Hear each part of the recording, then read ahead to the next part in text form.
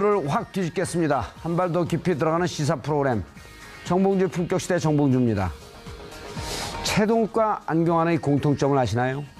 보수 언론이 흠집을 내고 보수 정당이 여론머리로 흔든 다음 기득권에 의해 축출된 사람들, 그리고 그 뒤엔 검찰의 작업 냄새가 심하게 난다는 건데요. 청와대도 조직적 저항 움직임이라는 표현으로 검찰과 전면전을 선언한 상황입니다. 탈검찰 카드로 개혁의 칼을 빼든 청와대와 사법부의 혈투, 그 이면을 깊게 들여다봅니다. 문재인 정부의 첫 부동산 정책이 나왔습니다. 대출을 조이고 청약 규제를 강화하는 선별적 맞춤형 방안인데요. 핀셋 규제의 효과를 볼 수 있을지 전문가와 함께 전망해 보도록 하겠습니다. 6월 19일 월요일 정봉주의 품격시대 시작합니다. 6월 19일 월요일 정봉주 품격시대 첫 번째 이슈 들어가겠습니다. 40년 전 혼인무효 판결문이 공개된 직후 안경환 법무장관 후보자가 결국 자진 사퇴를 했습니다. 그런데 본인이 아니면 구할 수 없는 40년 전 혼인무효 판결문이 어떤 경로로 취득됐고 어떻게 공개됐는지를 놓고 논란이 점차 커지고 있습니다. 이 문제와 관련해 세 분 모시고 말씀 나눠보도록 하겠습니다.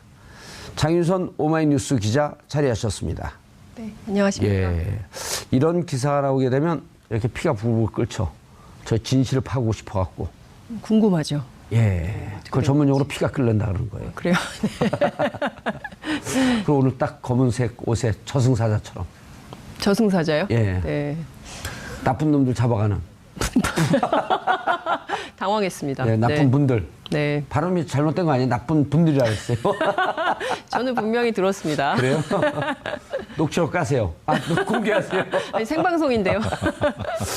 자, 이정열 전 부장판사 자리하셨습니다. 안녕하십니까. 예, 호가 있죠, 호. 호가 없어요? 여러 호가 있는데 제가 주장하는 호는 청판이고요. 청판? 네. 오, 가카시키 짬뽕 이정열. 예. 저 공영방송에서 이러셔도 되는지 모르겠습니다. 아, 당신,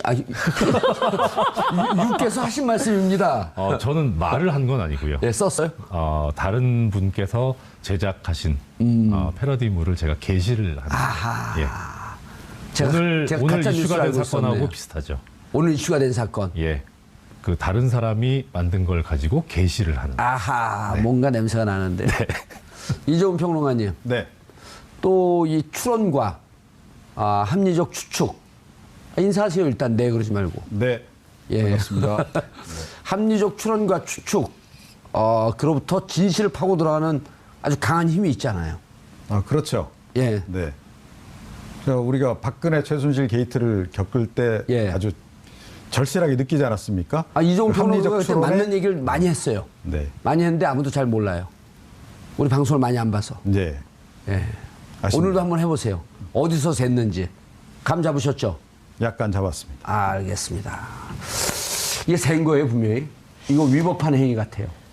뭐 결론을 먼저 이렇게 내리고 예. 출발을 하면 어디서부터 어떻게 설명을 해야 될지 모르겠지만 일종의 데자뷰가 떠오르지 않아요? 그렇죠. 최동욱 전 검찰총장 사건 때 다들 놀랐죠. 그러니까 그때 복기를 해보면 기자들도 아니 굳이 이것을 어디 이제 신문에 보면 뭐 휴지통 뭐 이런 거 조그맣게 써도 다 찾아볼 그런 기사를 조선일보가 일면 머리에 올렸거든요. 예. 그래서 이것을 정치적으로 어떻게 봐야 되느냐. 당시에 이제 그 국정원 댓글 사건에 대한 검찰 수사가 첨예한 쟁점이었던 시기였기 그렇죠. 때문에 기자들 사이에서 이 문제를 굳이 조선일보가 일면 머리에 올린 정치적 의도가 뭘까. 그리고 누가 이 문제를 얘기했을까. 이 사실관계에 대해서도 상당히 혼란이 있었던 기억이 예. 나는데 그때 사건하고 좀 데자뷰 되는 측면이 또 있죠. 그 전 사건하고도 또 데자뷰가 있죠. 2012년 NLL 정상회담 녹취록 네, 그렇죠. 공개. 그때 당시에- 그때는 이제 집권 여당이다 보니까 네. 김무성, 예. 그다음 정문원 네. 두 의원이 공개를 하면서 네. 어디서 얻었냐? 네. 그때 찌라시였다. 그렇죠. 집권 여당일 때 가능하잖아요. 그렇죠. 지금은 아니에요. 예, 추정하면 야당이죠. 나오죠 이제. 그 얘기를 좀 구체적으로 예. 이정열 판사한테 들어봐야 될 것 같다는 생각이 좀 이정열 들어요. 판사가 그렇게 정렬을 잘합니다. 정렬을. 예. 사건을 정렬해 보시죠. 예? 예. 우선은 전체 판단은 딱 쓰시잖아요. 이제 대략 이제 저도 오늘 아침에 뭐 같은 계열이지만 이 TBS 라디오 아하. 예 김어준 뉴스공장에서 한 예. 30분 가까이 인터뷰를 하면서 예, 우리가 싫어하는 방송이에요. 아, 네. 예. 죄송합니다. 경쟁 방송이어서. TV와 라디오가 경쟁을 합니까? 그럼요. 아. 거기서 먼저 경쟁 방송이라서 우리가 계속 깝니다. 그다음부터. 그렇군요. 거기서 인터뷰를 하고 그다음에 나름대로 약간 좀 정리를 했는데 예. 처음에는 뜬금없는 얘기들이 계속 나와서 아하. 그래서 저는 이제 이건 너무 뜬금없는 거다. 예. 그러니까 잘못 분석하고 잘못 이야기하고 있는 거다라고 판단을 했었는데 차츰 보니까 아 이게 무슨 의미가 있는 거구나. 라는 관점에서 보니까 하나하나씩 좀 맞춰지더라고요. 계속 대명사를 써갖고 우리 시청자분들이 못 알아듣습니다. 이게 세 번을 얘기했거든요. 아, 네. 이게 뭐죠? 일단 지금 그 제가 얘기한 것이라든가 관련해서 나오는 얘기가 가장 그 먼저 나오는 것이 이제 문제가 된 이 판결문 공개라든가 뭐 이런 그 뭐 신청하는데 논란이 된 주역인 주광덕 지금 자유한국당 예, 자, 의원. 사건을 그렇게 뛰어넘어가지 말고요. 네. 우리 시청자분들이 그 기사를 모두 다 봤을 거라고 판단하지 마시고 아, 네. 이 혼인 무효 판결문이 어떠한 내용이었는지. 네. 일단은 이게 가사소송법에 위배될 수 있기 때문에 위배되지 않는 범위 내에서 말씀을 예, 드리겠습니다. 좋습니다. 예. 일단은 뭐 지금 그 혼인 무효 소송이라고 하는 것은 뭐냐면 우리나라 그 혼인 제도가 호적부에 지금은 가족관계 등록부죠. 호적부에 기재돼야만 혼인의 효력이 생기는 법률혼주의를 아하. 예, 채택하고 있어요. 사실혼이 아니고. 예. 그래서 그런 뭐 쉽게 말해서 혼인신고죠. 예. 혼인신고를 하지 않고 같이 사는 경우를 사실혼이라고 하고요. 뭐 예를 들어서 외국의 어떤 나라에서는 특히 미국 같은 데서는 결혼식을 치르면 바로 부부의 그 관계가 신분관계가 창설되는 그런 혼인신고를 하지 않아도요? 예, 그렇죠. 어허. 근데 이제 우리나라는 결혼식을 해도 뭐 같이 살아도 혼인신고를 하지 않으면 안 되는 그런 상황인 거예요. 근데 문제는 이렇게 혼인신고를 했는데 결국 이 혼인신고를 한다는 것 자체가 어떤 법적인 행위이기 때문에 유효한 행위가 될 수도 있고 무효인 행위가 될 수도 있습니다. 그런데 우리 이제 일반적으로 다른 뭐 재산상의 법률 행위는 무효면 그냥 바로 무효인데 이 혼인과 같은 이 신분법상의 법률 행위는 무효가 되더라도 바로 그냥 무효화되는 게 아니라 법원에 일정한 선언이 있어야 돼요. 아. 그게 바로 판결이나 그 당시에 이제 가사심판법이었고 심판 절차였는데 가사심판법에 따른 혼인 무효 심판을 받아야 돼요. 그래서 지금 문제가 된 건 이제 안경환 후보자 이제 뭐 사퇴하셨지만 일단 예. 명칭 그렇게 하겠습니다. 안경환 후보자와 당시 이제 혼인 관계가 호적부상 기재되어 있던 여성분, 예. 그 두 분이 있었잖아요. 그 여성분이 그 혼인 신고가 된 것이 본인의 의사에 따른 것이 아니다. 본인의 의사에 반하는. 그렇죠. 의사에 따르지 않고 혼인 신고가 돼서 호적부에 기재가 됐으니까 이 호적부에 혼인 관계로 돼 있는 것을 말소해 달라. 무효니까. 그런 내용의 소송을 제기를 합니다. 안경환 후보자를 상대로. 예. 그렇게 해서 법원에서 이것은 그 혼인 관계는 당연히 혼인하는 당사자 둘의 의사가 맞아야 되는데 한쪽이 의사가 없으니까 이 혼인은 무효다. 그러면서 그 과정에서 나온 얘기가 이 피청구인에 해당하는 안경환 후보자가 청구인인 여성분의 인장을 위조를 해서 그래서 혼인신고서에 함부로 도장을 찍었다. 예. 그렇기 때문에 이거는 의사가 합치되지 않았으니까 무효인 무효다. 혼인행위다라고 해서 무효라고 선언하는 판결을 선고를 한 거죠. 그리고 뭐 그 나중에 나온 얘기 너무 좋아해서 자기가 이렇게 가짜로 혼인신고를 했다라고 하는 이제 그런 보도가 흘러나온 거죠. 그렇죠. 예, 안경환 후보자께서는 그렇게 예. 얘기했었죠. 그리고 이런 혼인 무효 판결문은 본인 아니면 볼 수 없는. 예, 일단 뭐 여러 가지 지금 이제 뭐 결론부터 말씀드리자면 예. 현행 가사소송법이 지금 그렇게 규정을 하고 있습니다. 예. 가사소송법에 10조의 2가 있는데요. 예, 알겠습니다. 네. 복잡하게 들어가면 그 그렇습니다. 복잡해지니까. 예. 자, 그러니까 당사자하고 그다음에 이해관계에 있는 제3자.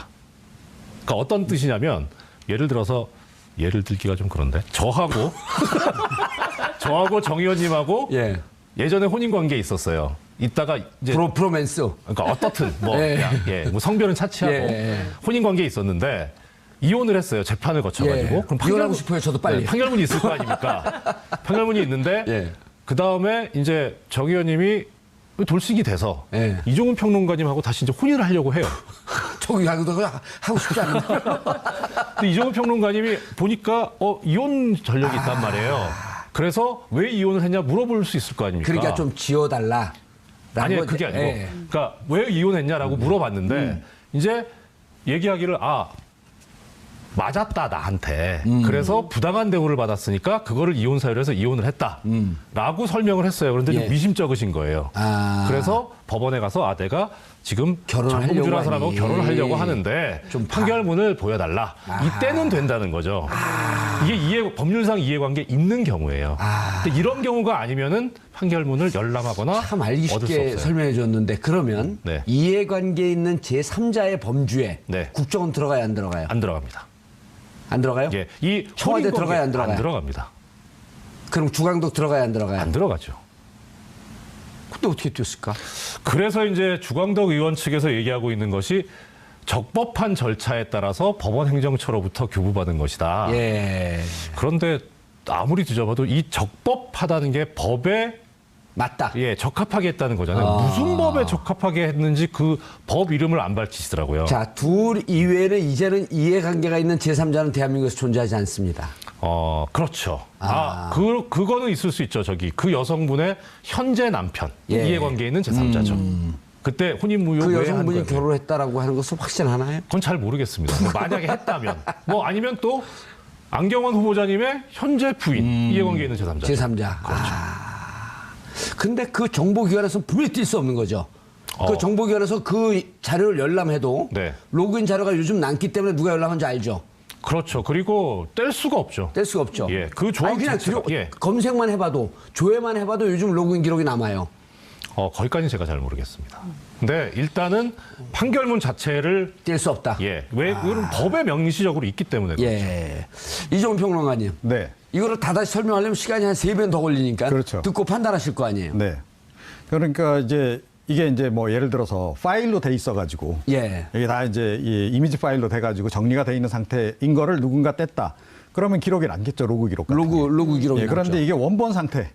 옛날 문건이니까 그냥 책자 형태로 이렇게 하는 것 같으면 그걸 누군가 복사를 해서 가져나오면 사실은 모를 수도 있는 거죠. 누가 그걸 복사해서 가져나왔는지를. 그럴 수는 있습니다. 근데 어떤 경우인지 모르겠어요. 제가 아직까지. 예. 정확하게 모르기 그거는 때문에. 그 자료를 복사하는 것을 CCTV 돌려보면 나올 거 아니에요. 그렇죠. 그런 건 이제 그런 방식으로 이제 물리적인 방식으로 확인이 물론 가능하겠죠. 그래서 확인이 가능하다 이거는. 예. 그러니까 처음에 이걸 누가 원본을 복사해서 나왔는지를 예. 이건 충분히 현재 기술 수준으로 볼 때 저는 확인이 가능하다고 봅니다. 그러면 만약에 조사를 이런 한다면 게 TV조선에서 거기서 보도했어요. 그럼 TV조선 판 관계자 중에 한 분이 안경환 교수나 또 안경환 교수의 전 그 대상이 됐던 부인 이 둘 중에 하나와 결혼하고 싶은 사람이 있지 않았었을까요? 그 생각은 제가 미쳐요. 답이 나왔다. 이거 범죄행위 아니야 이거. 오늘 방송 끝.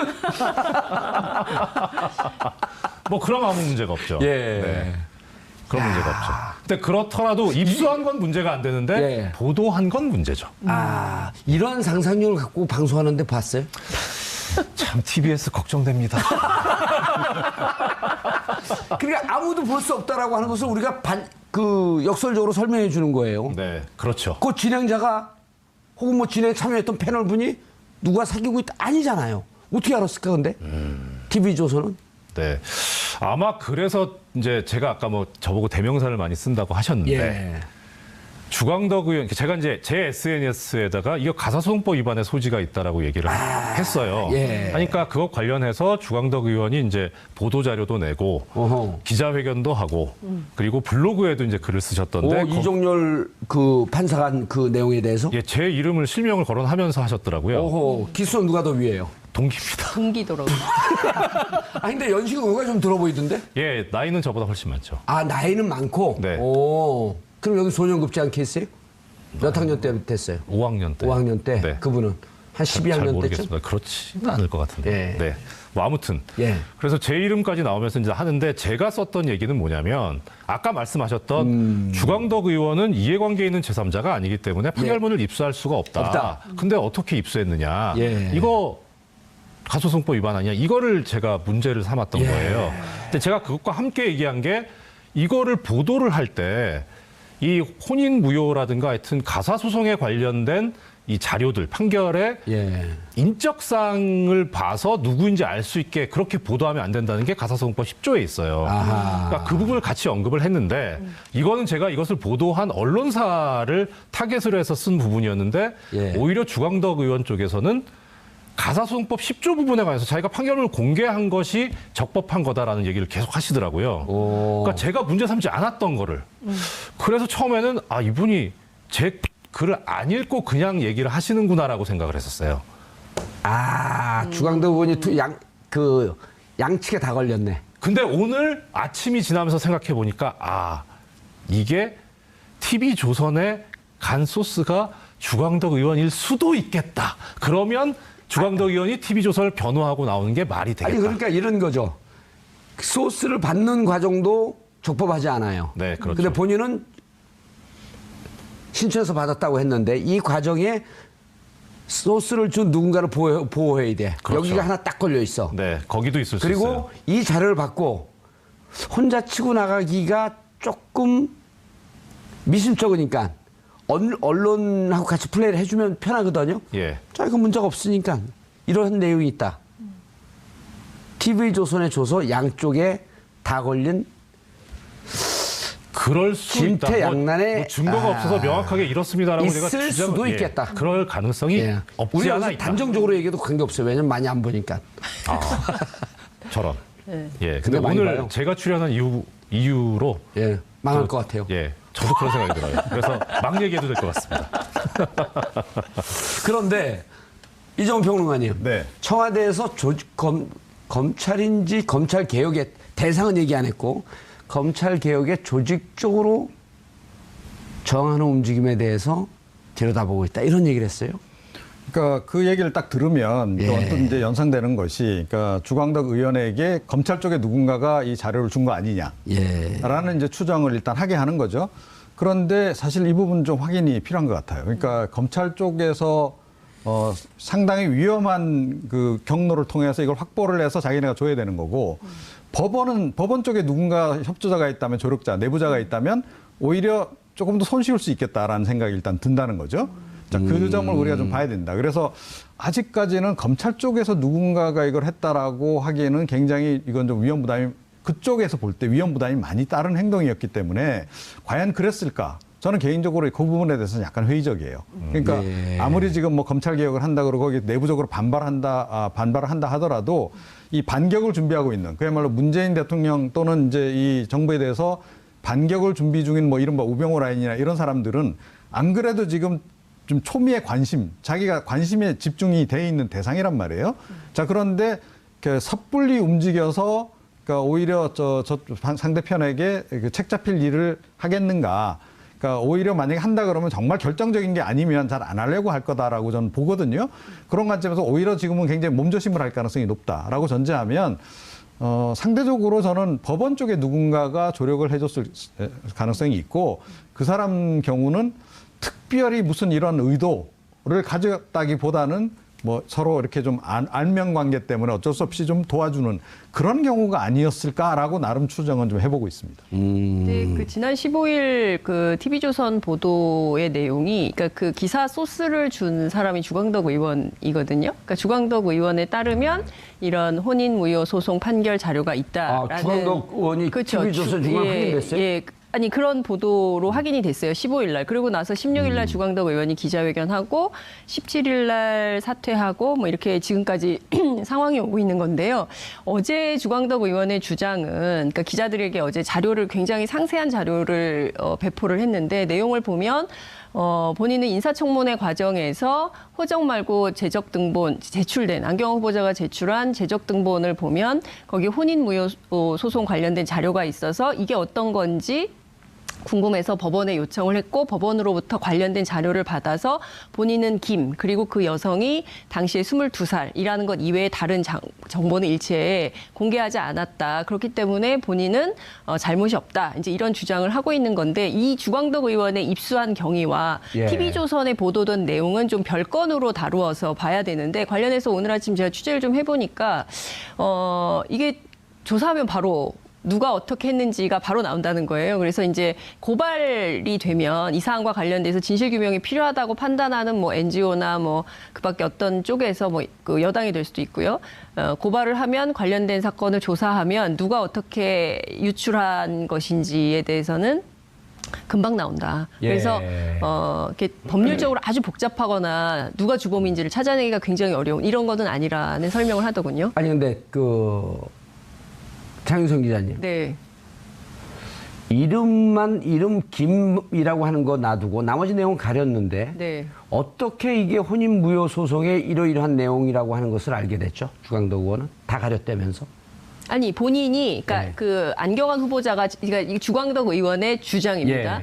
본인이 그 안경환 후보자가 인사청문 자료를 국회에 제출을 하잖아요. 아니 그러니까 제출해갖고 법원에서 띄웠는데 네, 띄웠더니- 법원에서 띄운 내용은 이름 이외에는 다 가려 있다면서요. 아니 내용은 나오죠. 내용은 나오죠. 나오고 본인이 공개할 본인이 때 공개할 가리고. 때 자 이제 가리고 그러면 공개했다는 팩트 체크 거죠. 들어갑니다. 예. 자 민사재판 부장판사, 네. 민사부 부장판사 뛸 수 있습니까 없습니까? 법원에 줬습니까 안 줬습니까? 법원에서 준 건 맞아요. 예. 예. 그런데 지금 이제 어떤 부분이 있냐면 이게 지금 그 아마 장 기자님께서 보셨다는 네, 그 예, 자료, 보도자료인 것 예, 같아요. 보도자료. 여기에 보면 주광덕 의원 쪽에서 이 법원 행정처 쪽에 처음에 예. 자료 제출 요구를 합니다. 이 예. 목록이 나오는데요. 여기에 예. 보면은 이제 1976년 4월 10일 서울 가정법원 혼인무효 심판 확정 판결문 사본 예. 안경환 이걸 요구를 했다는 겁니다. 예. 예. 그리고 그것을 이메일로 받았다는 건데 그 이메일로 받았다고 하는 그 부분에 뭐라고 나오냐면 파일명이 판결문 검수 완료 이러고 나와요. 예. 그러니까 이 검수가 됐다는 건 뭐냐면 법원에서 판결문이 외부로 나갈 때에는 실명이 나오는 부분은 비실명화 처리를 합니다. 예. 뭐 예를 들어서 뭐 A면 A, 뭐 예를 들어 정봉주 이렇게 안 하고 뭐 정땡땡 아니면 뭐 A 뭐 이런 예. 식으로 이렇게 비실명화 작업을 거치거든요. 그걸 거쳐서 보냈다는 거예요. 그러니까 이거는 아마 주광덕 의원 말이 맞을 겁니다. 그러니까 자기가 가렸다는 게 아니고 예. 법원에서 받은 것 자체를 받을 때 벌써 이 실명이 가려져 있는 상태로 받았다. 근데 문제는 TV조선에서 나온 거는 그게 아니었거든요. 그렇죠. 하나도 안 가려져 그게 있었거든요. 중요한 거죠. 그렇죠. 그러니까 이게 두 가지 방법이 그 가능성이 있어요. 하나는 지금 현재 이제 법원에서 판결문을 작성을 하면 아니 법원에서 그 내용을 줄 수 없다면서요. 판결문을. 예, 그렇죠. 근데 왜 줬어요? 주광덕 의원한테? 그래서 저는 약간 아까 이종훈 평론가님께서 말씀하신 거에 반 정도 동의하는데 법원 내부에서도 이 개혁에 반대하는 세력이 있다. 그래서 이것을 흘렸다. 근데 그 아니 반증은 합법적으로 준 거 아니에요? 그러니까 반증은 뭐냐면 합법적으로 준 행위가 불법의 합법이에요. 이건 불법이죠. 그 얘기를 하려니까요. 무슨 아까 그 설명드린 자꾸 끊으시잖아요. 예. 네. 일단 그럼 두 번째 이 양반이 먼저 오늘 할게요. 여기 좀 그러니까 주광덕 의원 쪽에서 예. 이제 이거를 취득한 것을 조금 전에 보여드린 것처럼 이제 요구를 했다 법원 법원에서 행정처에다가 정상적으로 받았다. 예 그렇게 얘기를 했어요. 예. 그래서 그 근거가 뭐냐 아까 얘기하다 끊겼는데 적법하게 취득했다라고 하셨단 말이에요. 그러면은 그 적법할 때 그 법은 무슨 법이냐 그 법 얘기를 안 하더라고요.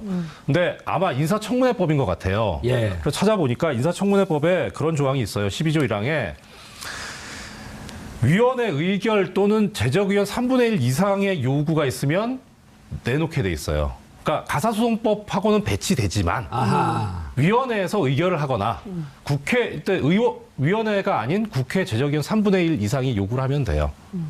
그러면 그 두 절차를 거쳤으면 적법한 거죠. 예. 근데 여기 다시 보시면 서류 자료 제출 요구 목록에 누가 했느냐? 국회의원 주광덕 의원실에서 했어요. 혼자서 한 거예요. 그러니까요. 근데 법원에서 왜 줘요? 그러니까 이게 안 된 거죠. 그러니까 그래서 법원에서 왜 줬느냐? 예. 분명히 내부적으로 뭔가 있다. 아니, 그러니까 법원에서는 아유 이거 주는 거 아닌데 실수로 줬습니다. 예. 이렇게 답변하겠죠. 지금 그 얘기는 안 하고 있죠. 예. 의원님이 좀 답을 좋네요.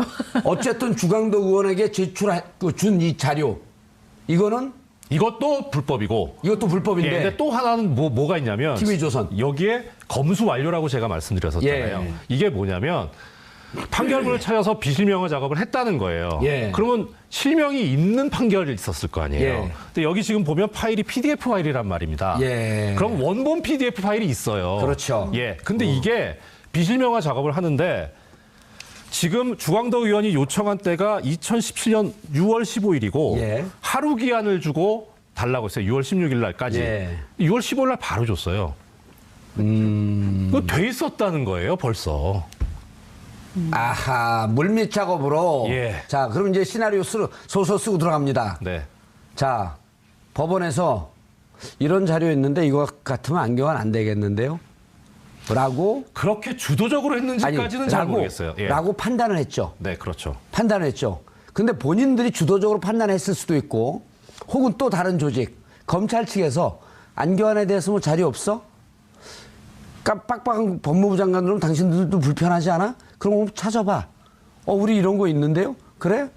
당신들 빠지고 그게 뭔지 한번 좀 줘봐. 말씀 죄송한데 고기가 지금 또 하나의 포인트가 있어요. 예. 이런 게 있는데라고 할 때 그 이런 게가 바로 이 판결문이란 말이에요. 그렇죠. 그 판결문을 그럼 어디서 나오느냐? 그럼 법원에서 나오거든요. 아니, 그러니까 주도가 저는 검찰이라고 보는 거죠. 또 다른 경우는 첫 번째 주도는 법원에서 했을 수가 있고, 근데 법원이 네. 주도적으로 하기는 좀 쉽지 않다 이렇게 본 거 아니에요? 일단 건너야 될 다리가 많아요. 왜냐하면 예. 일단 어떻든 주광덕 의원이 이걸 들고 기자회견을 했는데 예. 법원과 주광덕 의원 사이는 끈이 별로 없어요. 근데 법원, 검찰과 주광덕 의원 사이에는 그렇죠. 끈이 있고. 검사 출신이고. 그리고 예. 지금 이 법원 개혁 얘기는 아직 한 번도 안 나왔어요, 청와대에서. 네. 법원이 지금 떨고 있을 이유는 없어요. 근데 검찰은 검찰 개혁 얘기가 나왔기 때문에 떨고 있는 것은 검찰이죠.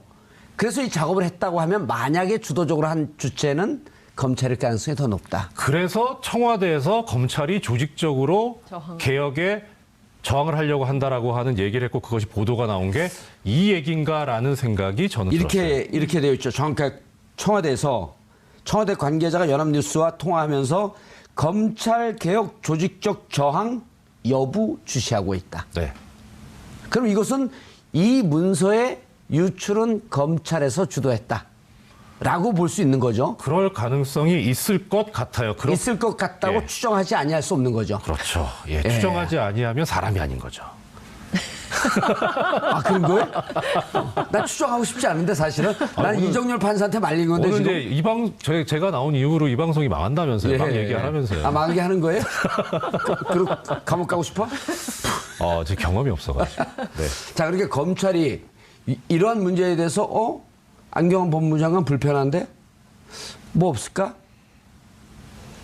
법원, 당신들도 빡빡한 법무장관들은 좀 불편하지 않아? 거기에 하나 제가 추가해서 말씀드리자면. 끊지 말고 일단 예. 전체 스토리를 얘기하고. 그건 맞아요. 그 그럼 스토리가. 혹시 자료 찾아봐. 뭐 있는지. 나온 거 있습니다. 뭐. 이러이러한 게 있습니다. 그래? 알았어. 일단 줘봐. 원본을 받고. 주광덕 의원, 우리 검찰과 라인이 있으니 또 인사청문위원이니 이런 게 있으니까 정상적으로 그렇게 하게 되면 법원에서는 자료가 준비됐으니까 바로 제출을 할 바로 겁니다. 쏘는 거죠. 그렇죠. 바로 쏠 겁니다. 예. 그러니까 6월 15일 날 6.15 정상회담을 기념해서 자료 제출 요청을 했고 그게 무슨 상관이 있습니까? 바로 자료가 나와서 예. 이것이 주광덕 의원에게 흘러갔고 원래 갖고 있었던 것은 주광덕 의원과 무관하게 혹은 주광덕 의원이라고 하는 라인을 통해서 원본 자료는 TV조선에 흘러갔고 그러니까 A형, B형 두 개가 있는 거예요. 그렇죠. 이름을 가린 형이 네. B형, 네. 이름을 안 가린 형이 A형. 예. 이름을 가린 B형은 알리바이 작출용. 알리바이를 완성하기 위해서. 그렇죠. 네. 그런데 아까 제가 드리려고 했던 말씀은 예. 뭐냐면 법원이 그럼 여기에 왜 협조를 하느냐. 예. 아무것도 없는데. 그런데 이 당시에 보면 어떤 일이 있었냐면은 15일 날 예. 지금 이제 문제가 됐잖아요. 뭐 자료 요청하고 입수하고 TV조선도 15일 날 보도를 하고 예.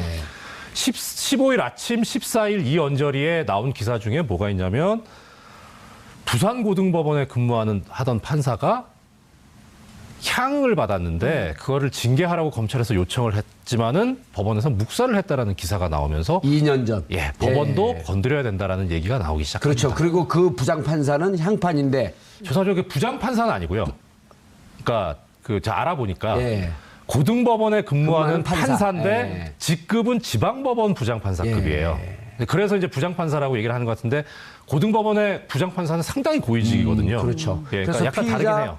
피의자 정모 씨 압수수색하기 전날 네. 피의자 정모 씨와 룸사롱에서 같이 술을 마시고 피의자 정모 씨 변호사 고 변호사와 셋이서 함께 술을 마시면서 작전을 짰고 네. 올해 그분은 옷을 벗고 그때 정모 씨의 변호인 고 씨 사무실로 운영하는 들어갔죠. 사무실로 취업을 하고 네. 이 기사가 그날 나온 거죠. 한겨레신문 단독으로. 네. 그래서 법원 입장에서도 지금 검찰 개혁의 시발점이 됐던 스토리가 뭐였냐면 안태근 전 검찰국장하고 이영렬 전 중앙지검장하고 같이 밥 먹고 예. 돈 오간 거였잖아요. 이종훈 평론가님. 네. 근데 6월 15일 날 한겨레 신문에 그 기사가 나오지 않았다고 할지라도 저는 법원이 만약에 이런 범죄적 행각이 어디선가 기획이 됐다고 한다면 동의할 수밖에 없었던 게 오늘 전국 법관회의가 열렸잖아요. 100명의 대표자로 모여서 고등법원 부장판사까지 나왔어요. 그래서 전국 법관회의에서 양승태 대법원장에게 외압 행사한 거, 법원 내 블랙리스트, 그다음에 고등법원과 지방법원의 분리인사 이런 등등에 대해서 문제 제기를 하기 위해서 전국 법관회의가 예정돼 있었거든요. 법원 내부에도 개혁의 바람이 부는. 그러니까 지금 핵심은 뭐냐면 예. 법원 행정처 예, 개혁이거든요. 그렇죠. 자, 이제 그렇습니다. 자, 저는 이렇게 추정을 해봐요. 그러니까 제 추정이니까 일단. 예, 오늘 뭐 다 추정하는 거예요. 조직적으로 그냥. 그러니까 검찰이 지금 지휘부도 많이 바뀌었잖아요. 예. 법원 뭐 물론 대법원은 아직까지 이제 지휘부가 그대로 있습니다만 조직적으로 움직였다라기보다는 주광덕과 그의 친구들일 가능성이 높다라고 저는 생각을 해요. 왜냐하면 주광덕 의원 같은 경우에는 만약에 홍준표 전 지사가 대통령이 됐으면 법무부 장관 1순위입니다. 오. 이거 모르시죠? 그러니까 홍준표 전 지사 대선 캠프 예. 만들어질 때 대란대치위원회라고 하는 게 내부적으로 만들어져요. 아하, 그게 대란대치위원회. 대선 캠프 안에서도 핵심들만 모이는 조직이었는데 거기에 상임 부위원장이 바로 주광덕 의원입니다. 그러면서 대란대치위원회에서 해야 될 과제로 뭘 꼽았냐면 이 검찰개혁 그리고 두 번째로 노동개혁 그래서 이 귀족노조 정리하는 것 이런 것들을 하려고 했고 그게 전체 대선 캠프에서도 가장 핵이다라고 이야기를 했거든요. 자 그러면 분명히 그러니까 이미 대선 그 전국에서 줄대는 사람들이 왜 없었겠습니까? 그때 이미 줄을 댔던 사람들이 있을 수 있다. 예, 이게 뭐 친구든 뭐 어쨌든 누구든 간에 검찰에도 근데 사실은 이분이 이 검찰 그만두고 나서 정치권에 들어오고 난 다음에 검찰에 대해서 굉장히 쓴소리를 많이 해서 적이 상당히 많이 있어요. 잠깐만, 검찰에. 이종훈 판사 예. 몇 기예요? 23기입니다. 23기. 아하, 윤석열하고 동기네요. 네.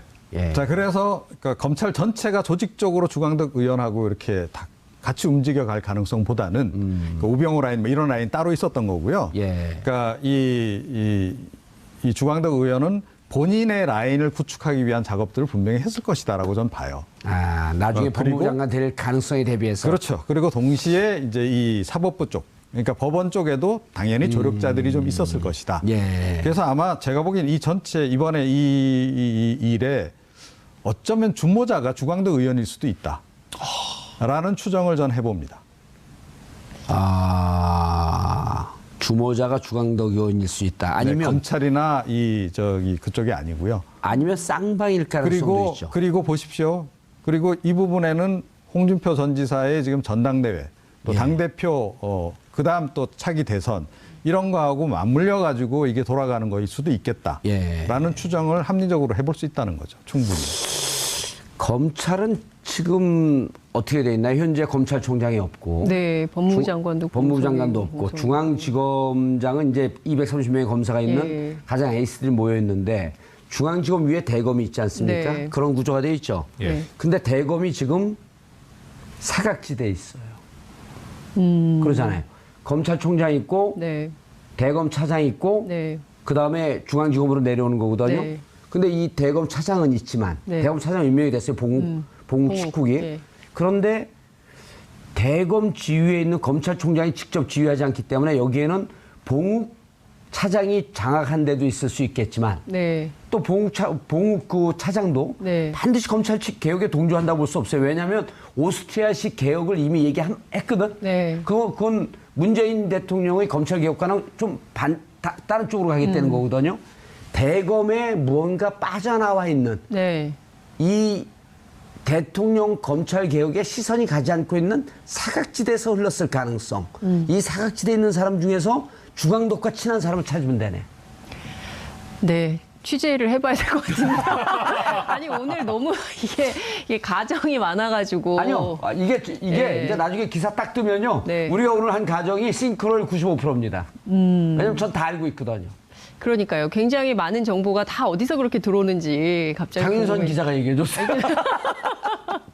아니, 이 판사님, 지금 중앙지검 장악이 됐거든요. 그 230명이 지금 전체 검찰은 중앙지검 중심으로 움직여요. 그렇죠. 그 중앙지검은 지금 세월호 하고 정인의 문건 때문에 정신이 없어요. 그다음에 국정농단 그 공소유지 때문에 정신이 없거든요. 네. 대검은 현재 손 놓고 있어요.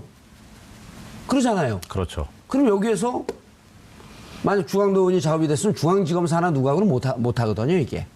그 중앙지검에서 어쨌든 제일 대장이 23기인데 윤석열.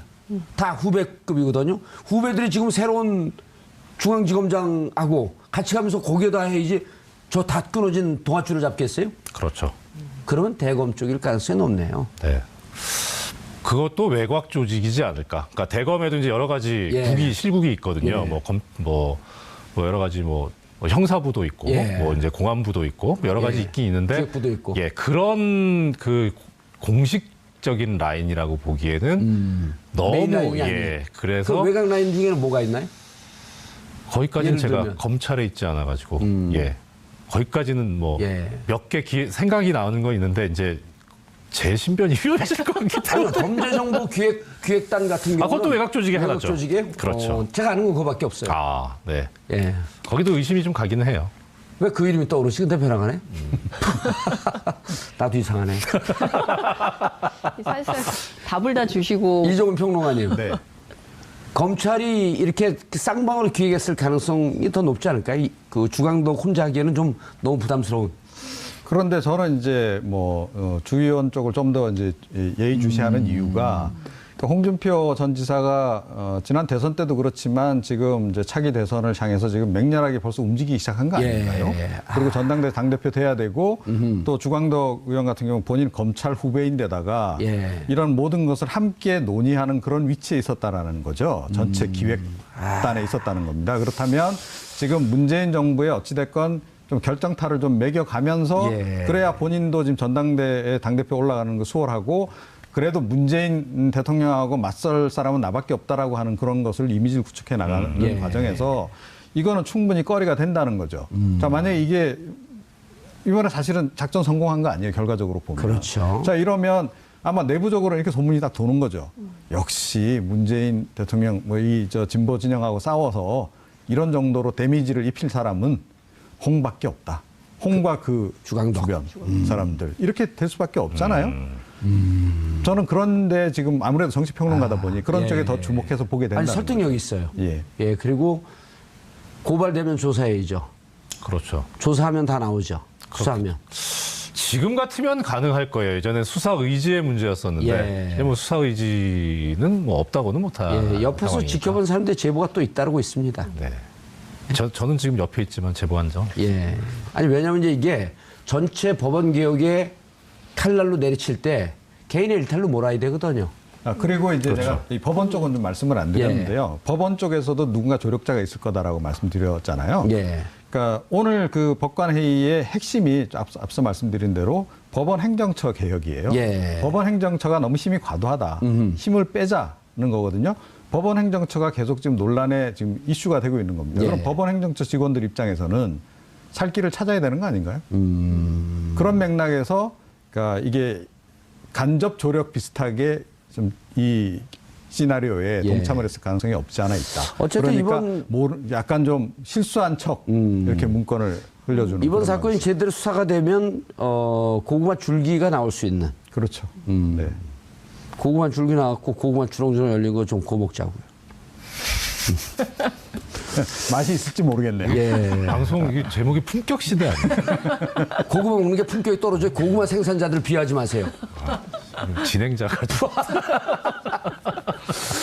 자, 정봉주의 품격 시대에서 여러분의 소중한 의견을 받습니다. 샵 5400으로 주제받는 다양한 의견 문자로 보내주시기 바라겠습니다. 100원의 정보 이용료가 부과됩니다. 한 발 더 깊이 들어가는 시사 분석, 여러분 지금 생방송으로 진행하는 정봉주의 품격 시대와 함께하고 계십니다. 오늘 오후를 확 뒤집겠습니다. 한 발 더 깊이 들어가는 시사 프로그램 정봉주의 품격 시대 정봉주입니다. 최동욱과 안경환의 공통점을 아시나요? 보수 언론이 흠집을 내고 보수 정당이 여론머리로 흔든 다음 기득권에 의해 축출된 사람들, 그리고 그 뒤엔 검찰의 작업 냄새가 심하게 난다는 건데요.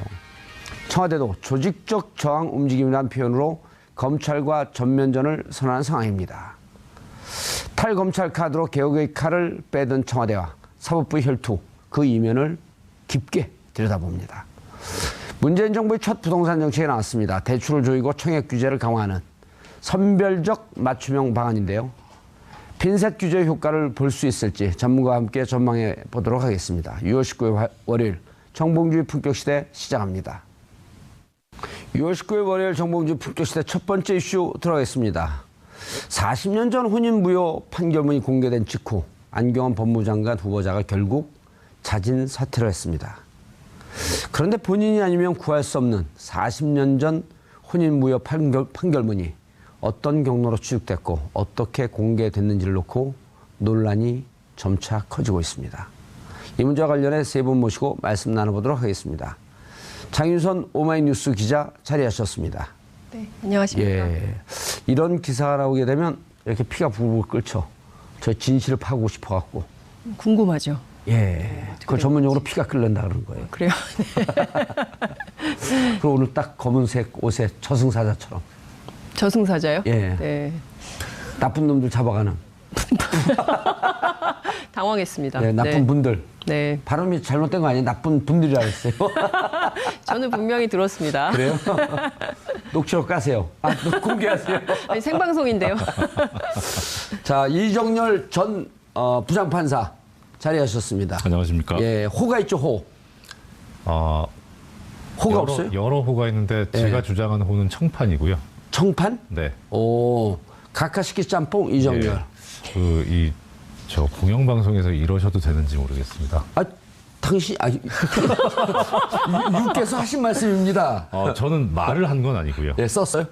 다른 분께서 제작하신 패러디물을 제가 게시를 합니다. 아하. 예. 제가 오늘 가짜 뉴스를 이슈가 된 알고 사건하고 있었네요. 비슷하죠. 오늘 이슈가 된 사건. 예. 해당 이해관계 있는 경우예요.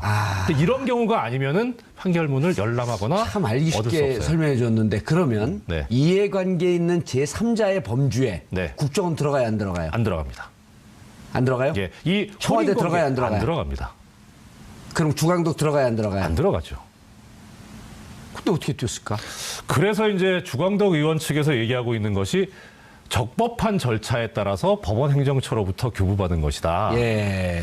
그런데 아무리 뒤져봐도 이 적법하다는 게 법에 맞다. 적합하게 했다는 거잖아요. 무슨 법에 적합하게 했는지 그 법 이름을 안 밝히시더라고요. 자, 둘 이외에는 이제는 이해관계가 있는 제3자는 대한민국에서 존재하지 않습니다. 그렇죠. 그거는 있을 수 있죠. 그 여성분의 현재 남편 예. 이해관계에 있는 제3자죠. 그때 혼인무효 그 왜 여성분이 한 거예요? 결혼했다라고 하는 것은 확신하나요? 그건 잘 모르겠습니다. 만약에 했다면 아니면 또 안경원 후보자님의 현재 부인 이해관계에 있는 제3자죠. 제3자. 그렇죠. 근데 그 정보기관에서 분명히 뛸 수 없는 거죠. 그 정보기관에서 그 자료를 열람해도 네. 로그인 자료가 요즘 남기 때문에 누가 열람한지 알죠.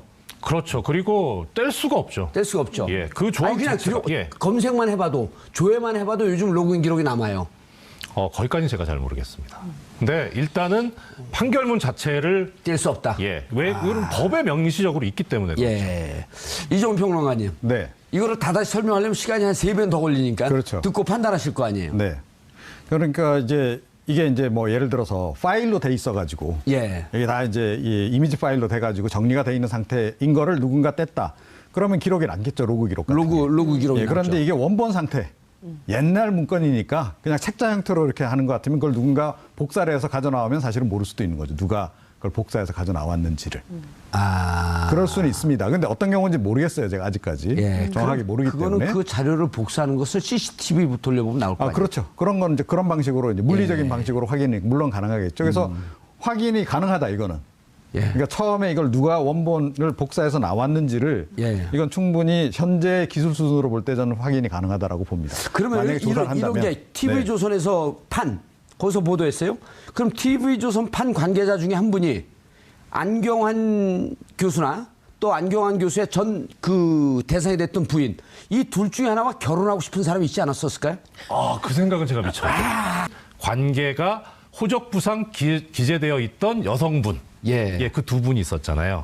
그 여성분이 그 혼인 신고가 된 것이 본인의 의사에 따른 것이 아니다. 본인의 의사에 반하는. 그렇죠. 의사에 따르지 않고 혼인 신고가 돼서 호적부에 기재가 됐으니까 이 호적부에 혼인 관계로 돼 있는 것을 말소해 달라. 무효니까.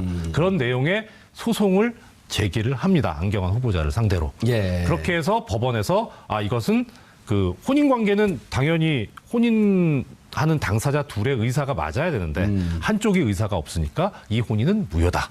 그러면서 그 과정에서 나온 얘기가 이 피청구인에 해당하는 안경환 후보자가 청구인인 여성분의 인장을 위조를 해서 그래서 혼인신고서에 함부로 도장을 찍었다. 예. 그렇기 때문에 이거는 의사가 합치되지 않았으니까 무효인 혼인행위다라고 해서 무효라고 선언하는 판결을 선고를 한 거죠. 그리고 뭐 그 나중에 나온 얘기 너무 좋아해서 자기가 이렇게 가짜로 혼인신고를 했다라고 하는 그런 보도가 흘러나온 거죠. 그렇죠. 예, 안경환 후보자께는 그렇게 얘기했었죠. 예. 그리고 이런 혼인무효 판결문은 본인 아니면 볼 수 없는. 예, 일단 뭐 여러 가지 지금 이제 뭐 결론부터 말씀드리자면 예. 현행 가사소송법이 지금 그렇게 규정을 하고 있습니다. 예. 가사소송법에 10조의 2가 있는데요. 예, 알겠습니다. 네. 복잡하게 들어가면 그렇습니다. 복잡해지니까. 예. 자, 그러니까 당사자하고 그다음에 이해관계에 있는 제3자. 그러니까 어떤 뜻이냐면 예를 들어서 예를 들기가 좀 그런데 저하고 정 의원님하고 예. 예전에 혼인 관계에 있었어요. 이따가 이제 브로맨스. 그러니까 어떻든 뭐, 예. 뭐 성별은 차치하고 예. 혼인 관계에 있었는데 이혼을 했어요. 재판을 거쳐가지고. 예. 이혼하고 싶어요. 저도 빨리. 판결문이 있을 거 아닙니까? 판결문이 있는데 예. 그 다음에 이제 정 의원님이 돌싱이 돼서 예. 이종훈 평론가님하고 다시 이제 혼인을 하려고 해요. 저기 하고 싶지 않은데. 근데 이종훈 평론가님이 보니까 이혼 전력이 있단 말이에요. 그래서 왜 이혼을 했냐 물어볼 수 있을 거 아닙니까? 그러니까 좀 지어달라. 아니 그게 아니고, 예. 그러니까 왜 이혼했냐라고 물어봤는데 이제 얘기하기를 맞았다 나한테. 그래서 부당한 대우를 받았으니까 그거를 이혼 사유로 해서 이혼을 했다라고 설명을 했어요. 그런데 좀 예. 미심쩍으신 거예요. 그래서 법원에 가서 내가 지금 결혼을 정봉주라는 하려고 사람하고 하니. 결혼을 하려고 하는데 좀 판결문을 보여달라. 이때는 된다는 거죠. 이게 법률 그 다른 사람이 만든 걸 가지고 게시를 하는. 아하, 뭔가 냄새가 나는데. 이종훈 평론가님, 네. 또 이 추론과 합리적 추측. 인사하세요, 일단. 네, 그러지 말고. 네. 예. 반갑습니다. 합리적 추론과 추측, 그로부터 진실을 파고 들어가는 아주 강한 힘이 있잖아요. 그렇죠. 예. 네. 우리가 박근혜 최순실 게이트를 겪을 때 예. 아주 절실하게 느끼지 않았습니까? 이종훈 그 합리적 평론가가 그때 추론에- 맞는 얘기를 많이 했어요. 네. 많이 했는데 아무도 잘 몰라요. 우리 방송을 많이 안 봐서. 네. 예. 아쉽습니다. 오늘도 한번 해보세요. 어디서 샜는지. 감 잡으셨죠? 약간 잡았습니다. 알겠습니다. 이게 센 거예요, 분명히. 이거 위법한 행위 같아요. 뭐 결론을 먼저 이렇게 내리고 예. 출발을 하면 어디서부터 어떻게 설명을 해야 될지 모르겠지만 일종의 데자뷰가 떠오르지 않아요? 그렇죠. 최동욱 전 검찰총장 사건 때 다들 놀랐죠. 그러니까 그때 복기를 해보면 기자들도 굳이 이것을 어디 이제 신문에 보면 뭐 휴지통 뭐 이런 거 조그맣게 써도 다 찾아볼 그런 기사를 조선일보가 일면 머리에 올렸거든요. 예. 그래서 이것을 정치적으로 어떻게 봐야 되느냐. 당시에 이제 그 국정원 댓글 사건에 대한 검찰 수사가 첨예한 쟁점이었던 시기였기 그렇죠. 때문에 기자들 사이에서 이 문제를 굳이 조선일보가 일면 머리에 올린 정치적 의도가 뭘까? 그리고 누가 이 문제를 얘기했을까? 이 사실관계에 대해서도 상당히 혼란이 있었던 기억이 예. 나는데 그때 사건하고 좀 데자뷰 되는 측면이 또 있죠. 그 전 사건하고도 또 데자뷰가 있죠. 2012년 NLL 정상회담 녹취록 네, 그렇죠. 공개. 그때 당시에- 그때는 이제 집권 여당이다 보니까 네. 김무성, 예. 그다음 정문원 네. 두 의원이 공개를 하면서 네. 어디서 얻었냐? 네. 그때 찌라시였다. 그렇죠. 집권 여당일 때 가능하잖아요. 그렇죠. 지금은 아니에요. 예, 추정하면 야당이죠. 나오죠 이제. 그 얘기를 좀 구체적으로 예. 이정열 판사한테 들어봐야 될 것 예. 같다는 생각이 좀 이정열 들어요. 판사가 그렇게 정렬을 잘합니다. 정렬을. 예. 사건을 정렬해 보시죠. 예? 예. 우선은 전체 판단은 딱 쓰시잖아요. 이제 대략 이제 저도 오늘 아침에 뭐 같은 계열이지만 이 TBS 라디오 아하. 김어준 뉴스공장에서 한 예. 30분 가까이 인터뷰를 하면서 예, 우리가 싫어하는 방송이에요. 네. 예. 죄송합니다. 경쟁 방송이어서. TV와 라디오가 경쟁을 합니까? 그러면 거기서 먼저 경쟁 방송이라서 우리가 계속 깝니다. 그다음부터. 그렇군요. 거기서 인터뷰를 하고 그 다음에 나름대로 약간 좀 정리를 했는데 예. 처음에는 뜬금없는 얘기들이 계속 나와서 아하. 그래서 저는 이제 이건 너무 뜬금없는 거다. 예. 그러니까 잘못 분석하고 잘못 이야기하고 있는 거다라고 판단을 했었는데 차츰 보니까 이게 무슨 의미가 있는 거구나. 라는 관점에서 보니까 하나하나씩 좀 맞춰지더라고요. 계속 대명사를 써갖고 우리 시청자분들 못 알아듣습니다. 이게 세 번을 얘기했거든요. 네. 이게 뭐죠? 일단 지금 그 제가 얘기한 것이라든가 관련해서 나오는 얘기가 가장 먼저 나오는 것이 이제 문제가 된 이 판결문 공개라든가 뭐 이런 뭐 신청하는데 논란이 된 주역인 주광덕 지금 자유한국당 자, 의원. 사건을 그렇게 뛰어넘어가지 말고요. 네. 우리 시청자분들이 그 기사를 모두 다 봤을 거라고 판단하지 마시고 네. 이 혼인 무효 판결문이 어떠한 내용이었는지. 네. 일단은 이게 가사소송법에 위배될 수 있기 때문에 위배되지 않는 범위 내에서 말씀을 드리겠습니다. 좋습니다. 일단은 뭐 지금 혼인 무효 소송이라고 하는 것은 뭐냐면 우리나라 혼인제도가 호적부에 지금은 가족관계 등록부죠. 호적부에 기재돼야만 혼인의 효력이 생기는 법률혼주의를 채택하고 있어요. 사실혼이 아니고. 그래서 그런 뭐 쉽게 말해서 혼인신고죠. 혼인신고를 하지 않고 같이 사는 경우를 사실혼이라고 하고요. 뭐 예를 들어서 외국의 어떤 나라에서는 특히 미국 같은 데서는 결혼식을 치르면 바로 부부의 관계가 신분관계가 창설되는 그런 혼인신고를 하지 않아도요? 그렇죠. 근데 이제 우리나라는 결혼식을 해도 뭐 같이 살아도 혼인신고를 하지 않으면 안 되는 그런 상황인 거예요. 근데 문제는 이렇게 혼인신고를 했는데 결국 이 혼인신고를 한다는 것 자체가 어떤 법적인 행위이기 때문에 유효한 행위가 될 수도 있고 무효인 행위가 될 수도 있습니다. 그런데 우리 이제 일반적으로 다른 뭐 재산상의 법률 행위는 무효면 그냥 바로 무효인데 이 혼인과 같은 이 신분법상의 법률 행위는 무효가 되더라도 바로 그냥 무효화되는 게 아니라 법원에 일정한 선언이 있어야 돼요. 그게 바로 판결이나 그 당시에 이제 가사심판법이었고 심판 절차였는데 가사심판법에 따른 혼인 무효 심판을 받아야 돼요. 그래서 지금 문제가 된 건 이제 안경환 후보자 이제 뭐 사퇴하셨지만 일단 명칭 그렇게 하겠습니다. 안경환 후보자와 당시 이제 혼인